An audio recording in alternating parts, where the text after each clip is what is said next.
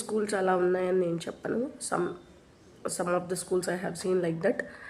బాగా మెయింటైన్ చేసే కెపాసిటీ ఉన్న స్కూల్స్లో ఏం చేస్తారంటే హైలీ క్వాలిఫైడ్ పర్సన్స్ని తీసుకుంటారు. హైలీ క్వాలిఫైడ్ పర్సన్స్ని తీసుకున్నారు అంటే దే విల్ బార్గెయిన్. వాళ్ళు అడుగుతారు ఇంత ఇవ్వాలి అని శాలరీ. సో దానికి డిపెండెంట్ అయి ఉంటేనే అంత హైలీ ప్రొఫెషనల్స్ని తీసుకోవాలి. అలా తీసుకోలేని పక్షంలో కొంచెం తక్కువ చదువుకున్న వాళ్ళని తీసుకుంటారు. అంటే అసలు ఏమీ రాని వాళ్ళని తీసుకుంటారని కాదు, కాకపోతే కొంచెం తక్కువ. అట్లాంటప్పుడు ఎలా ఉంటుందంటే హయ్యర్ స్టాండర్డ్ చెప్పేవాళ్ళదిను అందుకన్నా కొంచెం తక్కువ చెప్పేవాళ్ళది దానికి తేడా ఉంటుందన్నమాట టీచింగ్కి.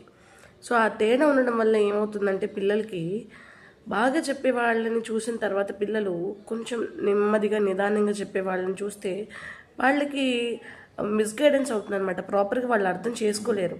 సో అట్లాంటి టైంలో టీచర్స్ ఏం చేస్తారు, వాళ్ళు పర్ఫెక్ట్ అని వాళ్ళు అనుకుంటారు, పిల్లలేమో ఈ మేడం తక్కువ చెప్తారు, ఈ మేడంకి ఏం రాదేమో లేకపోతే సార్కి రాదని వాళ్ళు అర్థం చేసుకుంటారు.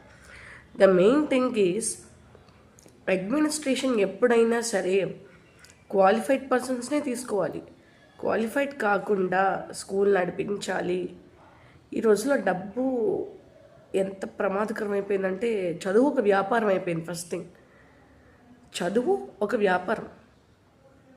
Because I listened means my friend had the situation. తను ఒక స్కూల్లో వర్క్ చేయడానికి వెళ్ళినప్పుడు యాక్చువల్గా తను హైలీ ప్రొఫెషనల్ అయితే సిచ్యువేషన్ ఏంటంటే అక్కడ డిగ్రీ ఇంటర్ చదివిన వాళ్ళని తీసుకొని 10th వాళ్ళకి కూడా రన్ చేస్తున్నారు.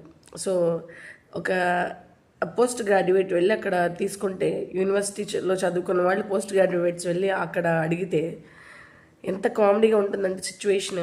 కనీసం యాడ్వర్బ్ అంటే ఏంటో తెలియని వాళ్ళని తీసుకొచ్చి 5th క్లాస్కి, కనీసం బయోలాజికల్ సైన్స్లో బేసిక్స్ కూడా లేని వాళ్ళని తీసుకొచ్చి 10th పంపిస్తుంటే ఆ పిల్లలు ఇంకేం నేర్చుకుంటారు అని.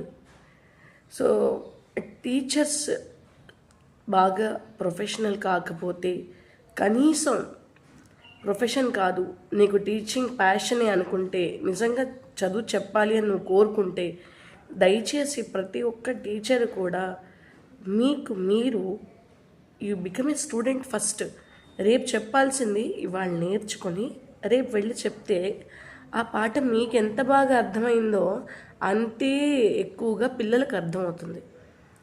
సో తీసుకోవడం తప్పు కాదు ఆ వృత్తి, కానీ దాన్ని తీసుకున్న దానికి కనీసం 1000 రూపాయలు 1 రూపాయికైనా సార్థకత చేయాలిగా. అలా చేయట్లేదు.